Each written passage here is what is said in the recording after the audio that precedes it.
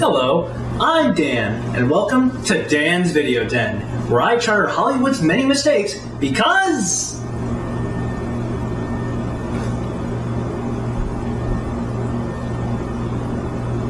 it's convenient. Say, does anyone remember Spawn? Anyone? Anyone? Anybody? No? Spawn? 90s? No? Oh boy.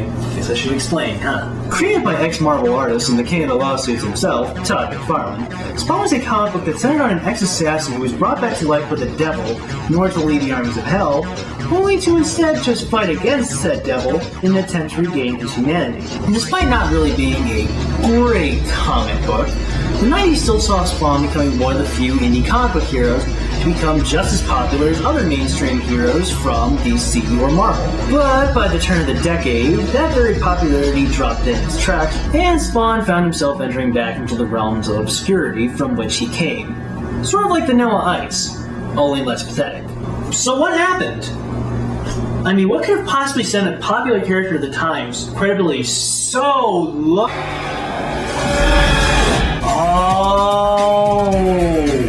Because Hollywood and Todd McFarlane love money, a deal was struck between New Line Cinema to make a movie based on the Hellbound hero in order to capitalize on its popularity. And who would they entrust to helm this project? I know! How about the guy who did the special effects for Jurassic Park? And would later go on to direct the immortal classic, Frankenfish. So just how bad was it? Well, there's a reason why you never hear about Spawn anymore. So let's check it out. So we begin at a military airport, where we're introduced to everyone's favorite assassin. No, not him! It's Al Simmons, played by Michael Jai White. He's tasked with killing some extra from True Lies, which I assume he will accomplish as a professional assassin with the utmost... Jesus Christ!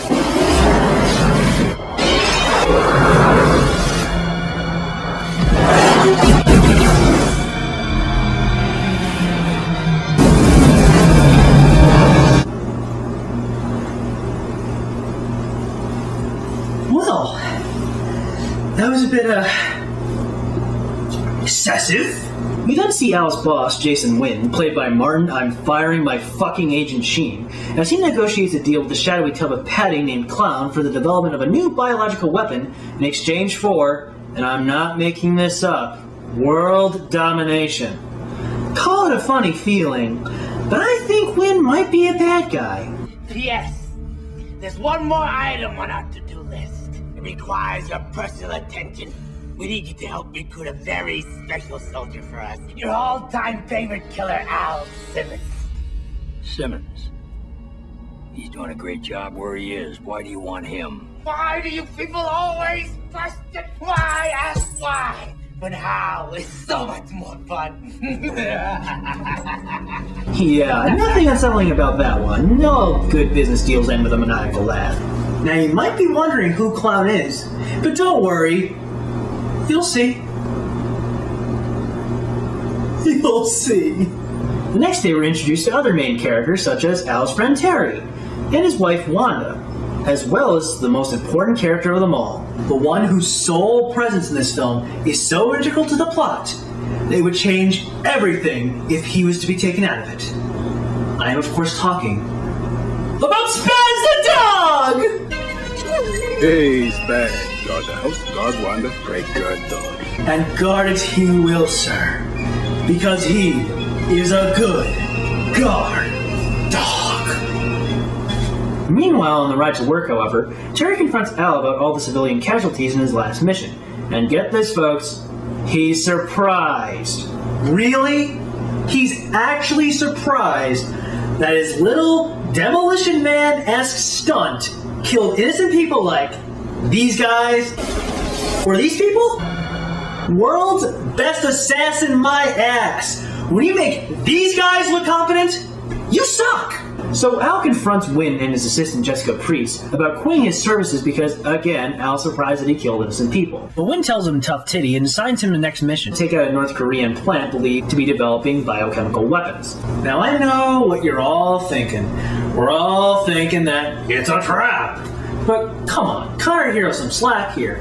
I mean, he's clearly not dumb enough to fall for this. I mean, he's our nation's best international assassin. He's been through so many situations that he wouldn't just blindly accept to something that's so damn... Let's get it over with. Oh, for God's sakes, Al, your boss is a bad guy! If the assistant that looks like this, the ashtray that looks like this, or even the fact that he has an office filled with posters of nuclear explosions didn't give it away, then what should give it away is the fact that your boss just wrote off innocent lives like it was nothing! But then again, who am I to judge a book by its cover, right? I mean, for all I know, this mission could actually be legit. In fact, you might even say that Wynn might not be the bad guy we all thought. I guess you didn't see that, did you? If you couldn't tell by now, or you're just Al, Wynn says that not also does he plan on killing Al, but that he also plans to use the nearby city as a testing ground for his new biological weapon that he's developing. Don't worry about Wanda. I'll take good care of her. You touch her, and you're a dead man. You are the dead man.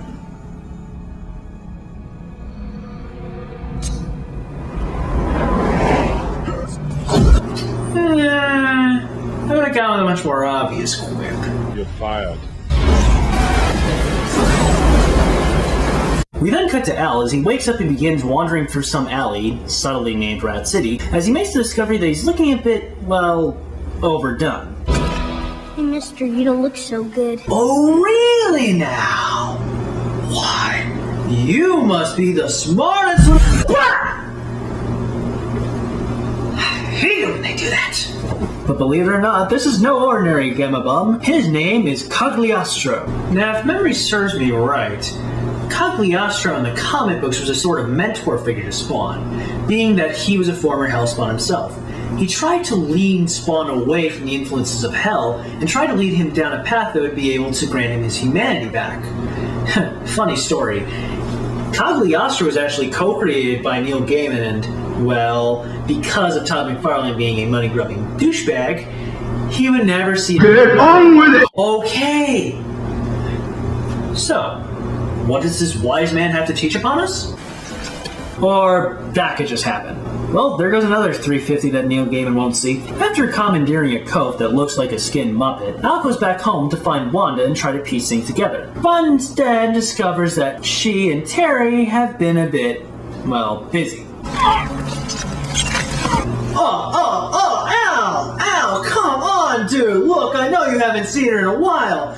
This is a kid's birthday party, man. Keep it in your fucking pants. We're also introduced to Wanda and Terry's daughter named Cyan, who, I swear, sounds so bored to pee in this movie. Want some candy? The director says, if I emote while looking cute, then I can get some real candy.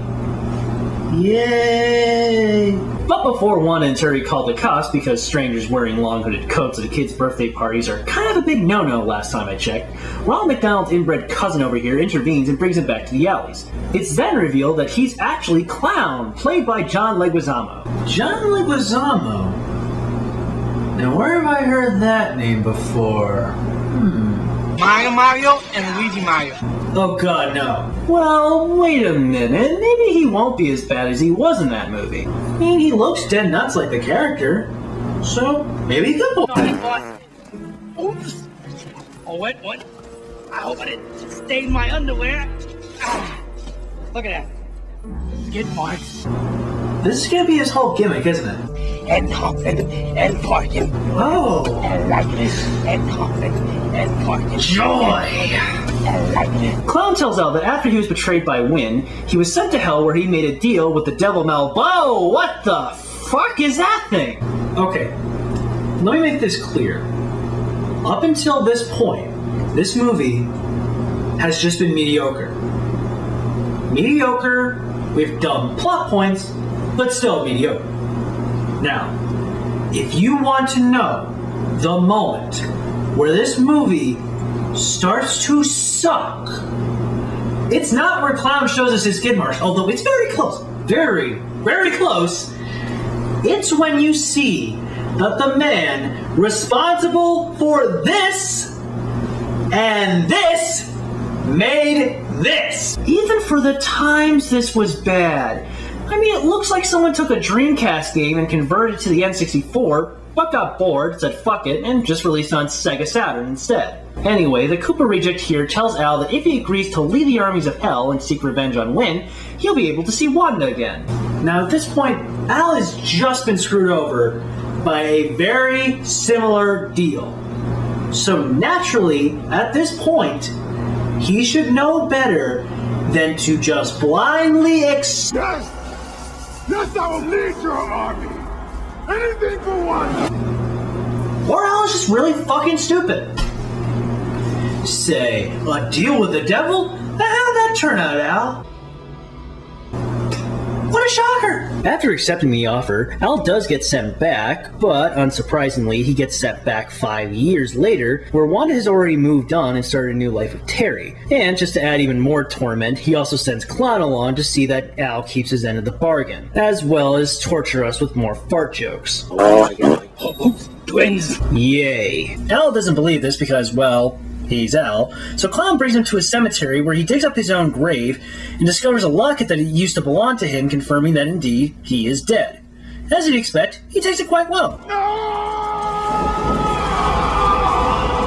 Because of the strain of the realization, and having to deal with training Wario over here, Al's body goes through a necromantic transformation, just go with it, and turns into a full hell spawn.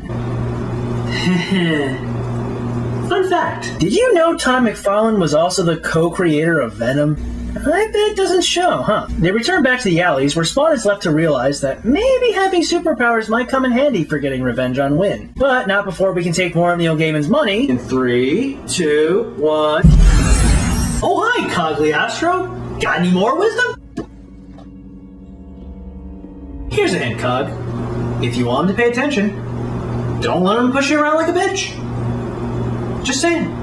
We then cut in on Jason Wynn, who's developed a new biological weapon called Heat-16 from the data he's gathered from the North Korean incident as well as unsanctioned special ops missions. So what does he plan to use it for? Take a wild guess. Now we have weapons in place to disperse Heat-16 over half of this godforsaken globe. Soon the whole world will be at my command. Anyone who refuses to join my consortium won't be around to argue. Maniacal laugh. Maniacal laugh. Maniacal laugh. Terry and Wynn then attend a conference for evil people, I guess, until we cue badass entrance in 3, 2, 1.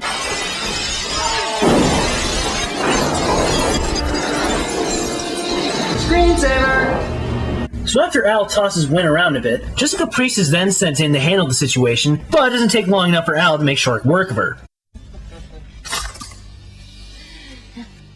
You don't have the guts.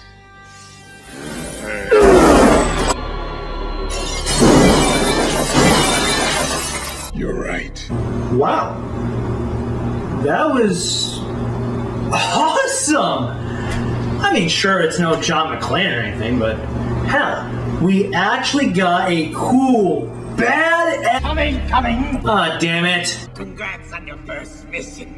I will take back every bad thing I've ever said if you gun him down right now! Unfortunately, the rest of the security comes in and blasts Al out of a window. But lucky for him, his costume can stick to walls now because, well, fuck you, it just does! Hey, look, it's Venom!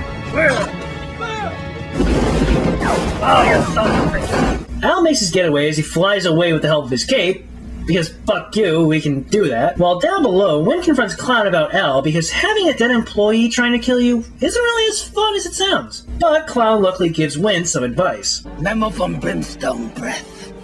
We're gonna rig a fancy smancy device that connects your heartbeat to the Heat-16 bomb. So if your heart starts ticking, the bomb goes off.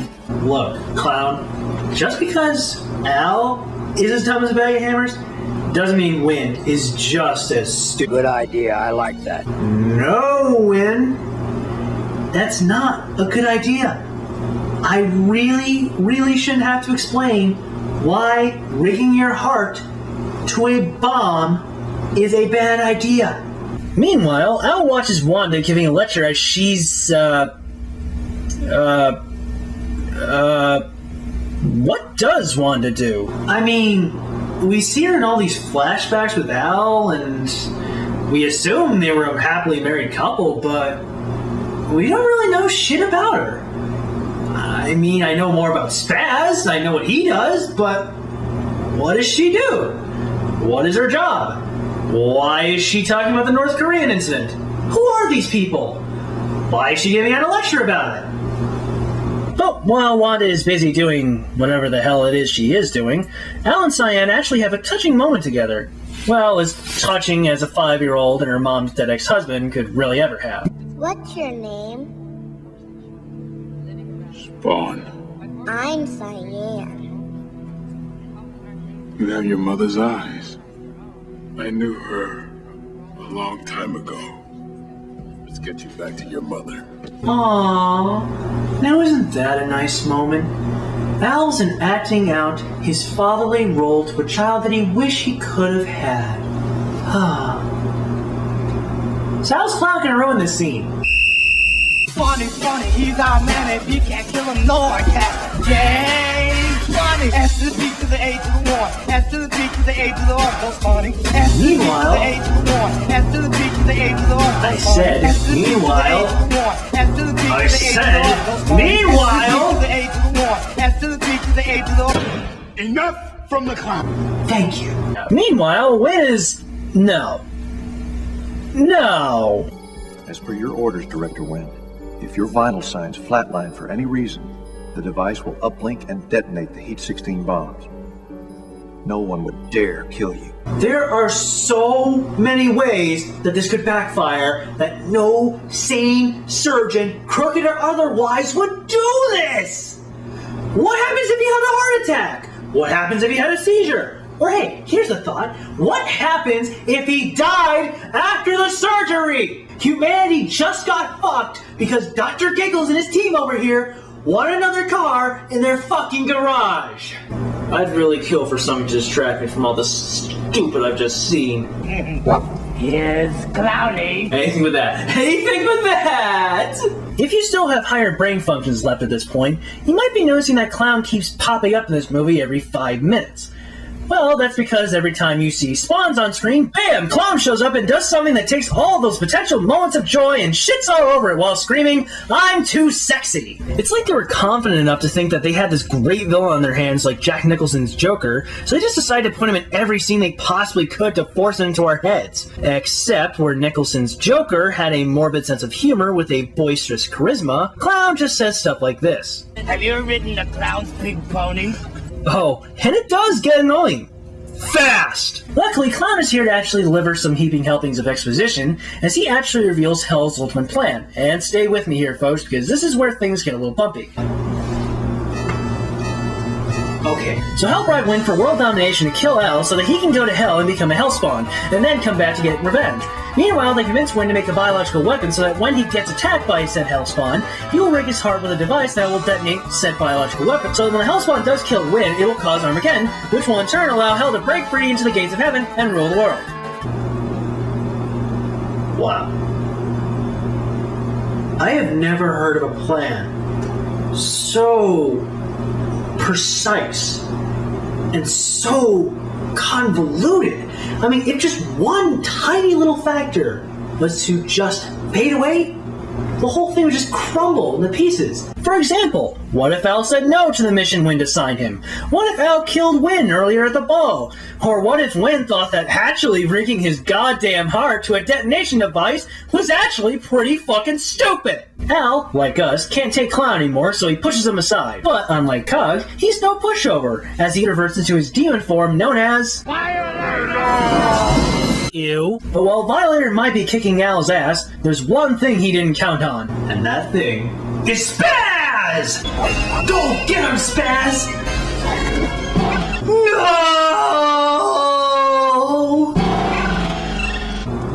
You bastard!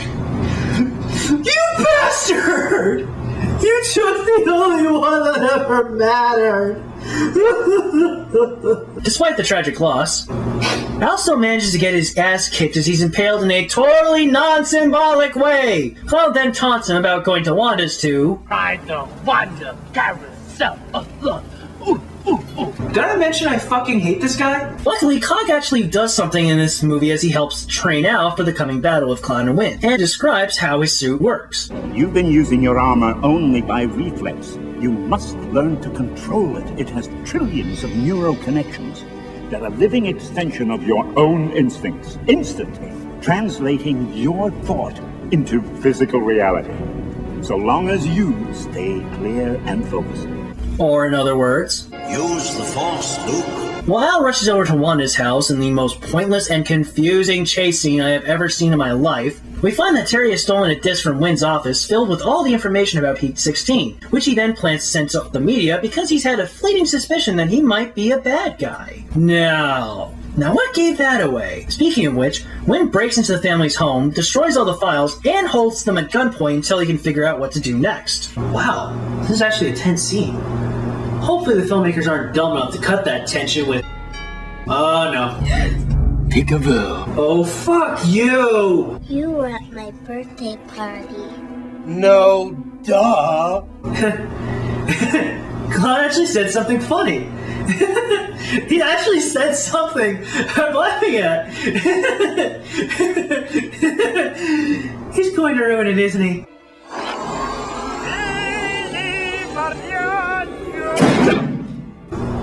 What is your problem?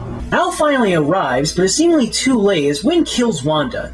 But just as Al is going to deliver the killing blow, Wynn reminds him that the device in his heart will activate the virus and kill everyone, including Cyan. Now Al has to make an important decision. Will he take revenge and doom humanity, or learn to control himself and save it? As he can't just whip up some Deus Ex Machina this...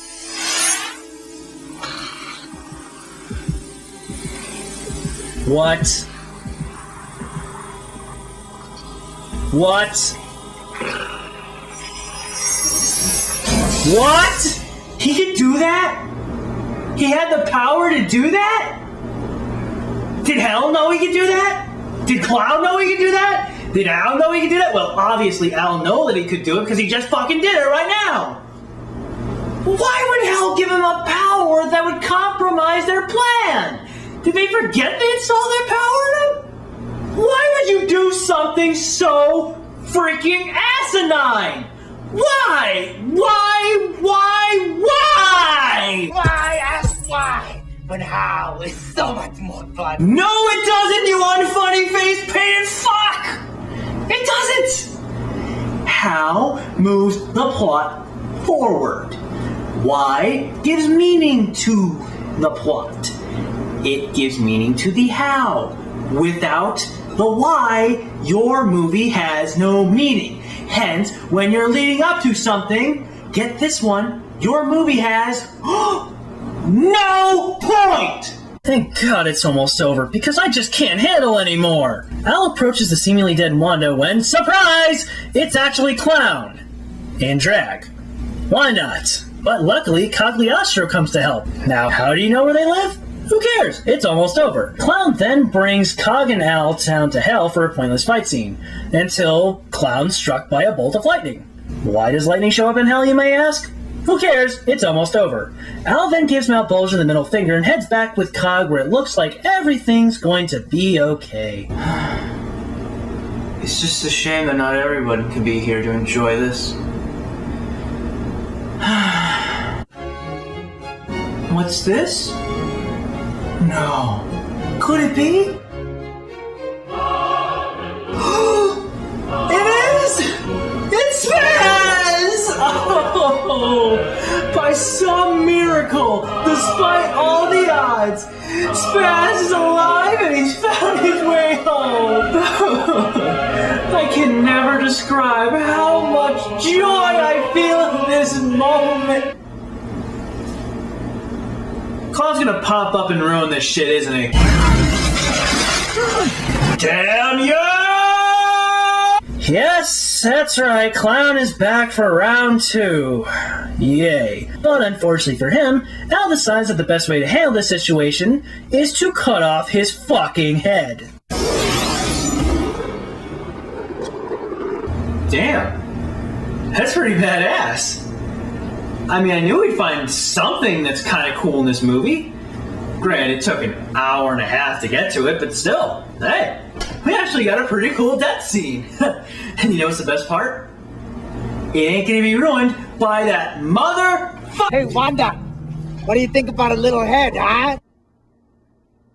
Why won't you die? So the movie comes to a close as Wynn's taken to jail by 2 characters fans would have liked to see in this whole movie, and meanwhile Al sits atop the church, posing for another screensaver in high hopes for a sequel.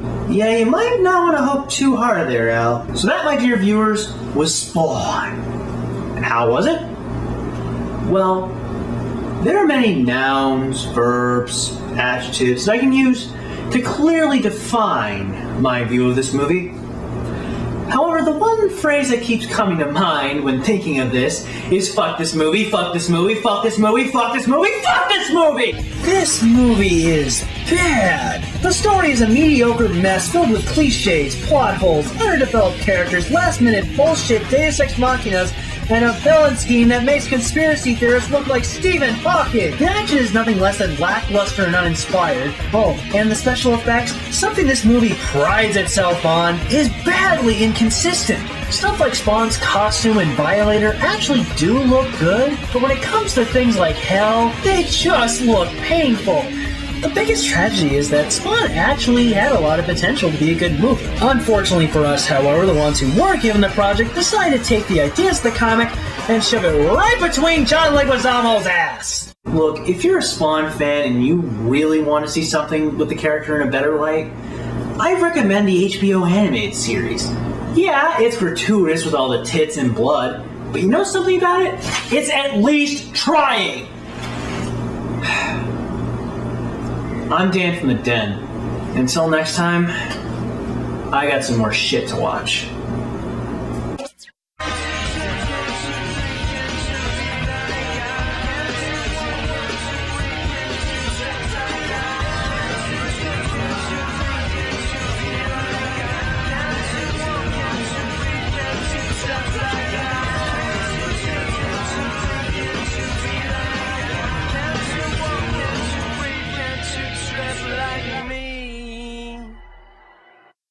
And hopping and parking and doing it and liking it.